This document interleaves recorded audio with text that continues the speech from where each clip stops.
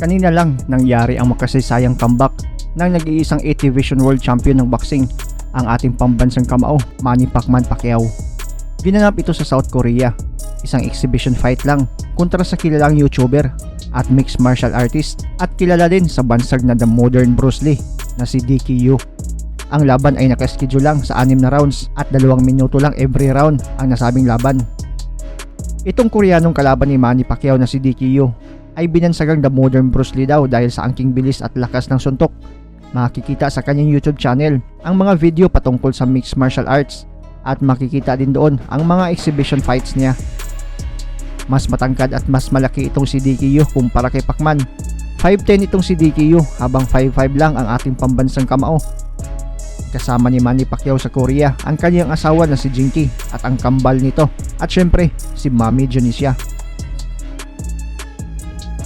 Sa mismong gabi ng laban, bagamat isang exhibition fight lang ito, ay makikitang hindi scripted katulad ng iba. Talagang makatotohanan ang mga suntok na binitawan. Nagdugo pa nga ang ilong ni DQ at ilang beses pa itong bumagsak, pero isang bagsak lang ang binilangan ng referee na isa ding Koreano. Ang nakakatawa pa sa laban nila ay ang galawang akaho ni DQ na talagang kopyang-kopya. Umalma dahil tinamaan daw sa batok, pero sa replay ay wala naman. Nakakatama din minsan si DQ kay Pacman, pero pinapagpag lang ito at tinatawanan ng ating pambansang kamao. Halina't ating balikan ang highlights ng kanilang laban.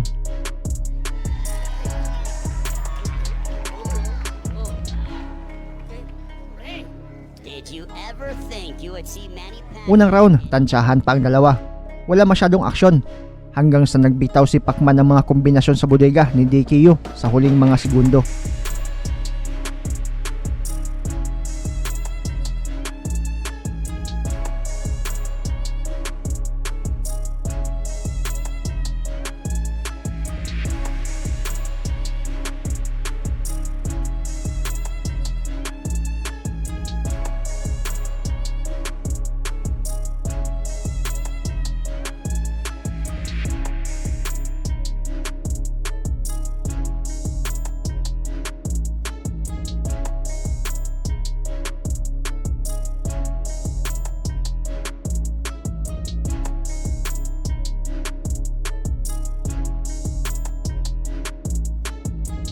Round 2 naging maaksyon na ang laban.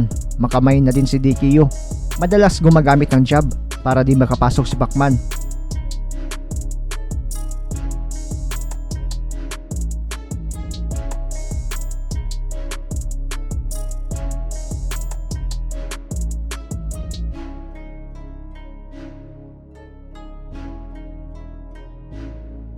Pero kahit anong diskarte ng Koreano, ay may mga suntok pa din na pumapasok at tumatama sa kanyang mukha at sa bodega.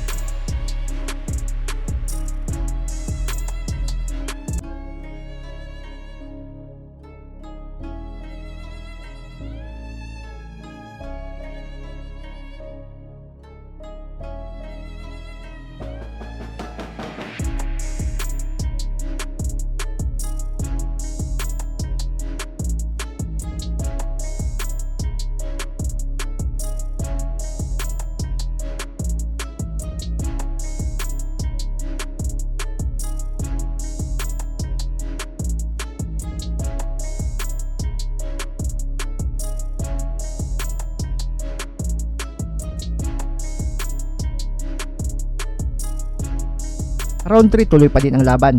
Nakakatama na din dito si DQ, pero tinatawanan lang ito ni Pacman.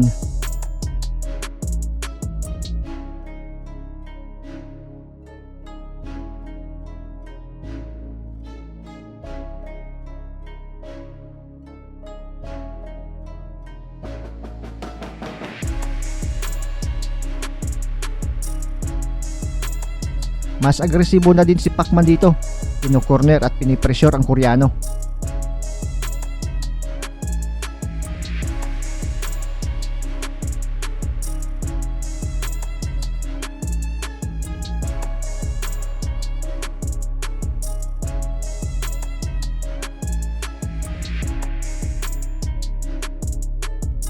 Sa huling segundo ng round 3 ay talagang tinodo na ni Pacman ang suntukan.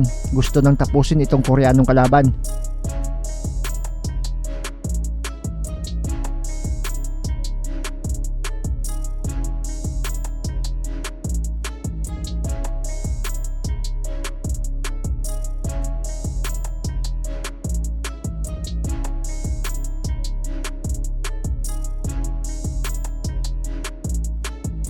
Mapapansing halos di natatayo si DQ para sa 4th round, pero talagang matapang. Buo ang loob na makipagsabayan kay Pacman.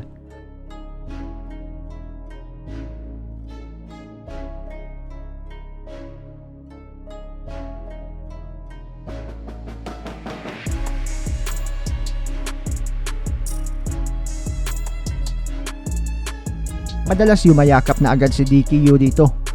Bumabagsak na dahil sa pagod, pero buti na lang, Koreano ang referee. Binibigyan ng segundo para makapagpahinga.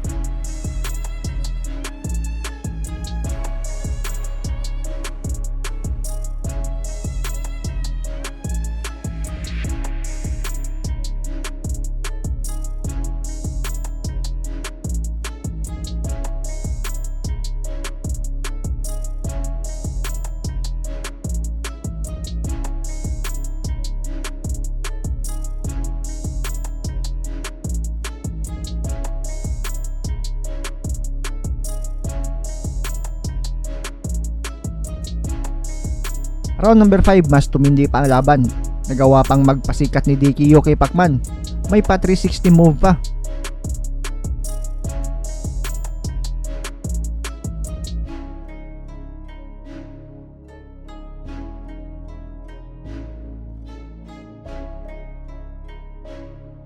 Pero matapos tamaan ng sunod-sunod na pamatay na suntok, ay nag-ala akaho move na itong si DQ. Nakita lang niya ang sinyas ng referee na bawal suntukin ang batok, ay agad itong nagdrama. Masakit daw ang batok niya, tinamaan daw, kaya nabigyan na naman siya ng panahon ng Korean referee para makapagpahinga. Pero sa replay ay makikitang walang tama sa batok na nangyari.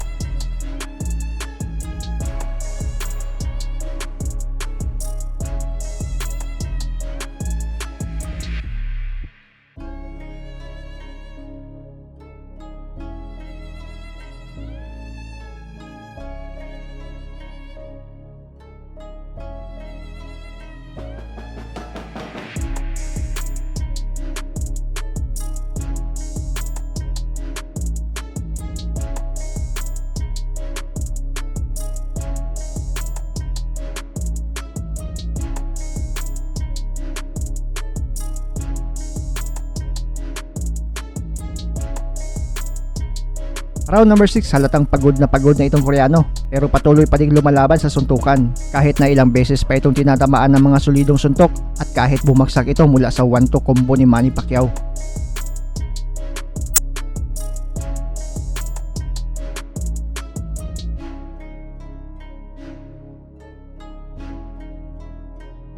Bumangon pa ito sa bilang at binigyan ulit ng Koreanong referee ng panahon na makapagpahinga.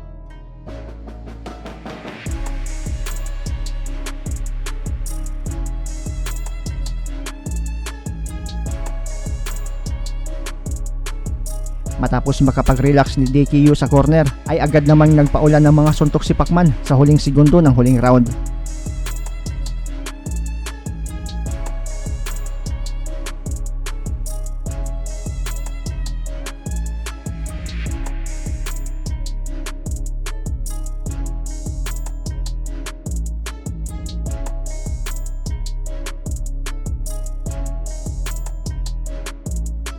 Natapos ni DQ ang 6 na round na laban, pero ilang beses natumba at duguan pa ang ilong niya. Makikitang di pa rin kumupas ang galawan ni Pacman. Sa tingin mo pre, kaya pa bang bumalik ni Manny Pacquiao sa professional boxing at lumaban sa mga halimaw sa welterweight ngayon? O focus na lang siya sa mga exhibition fight?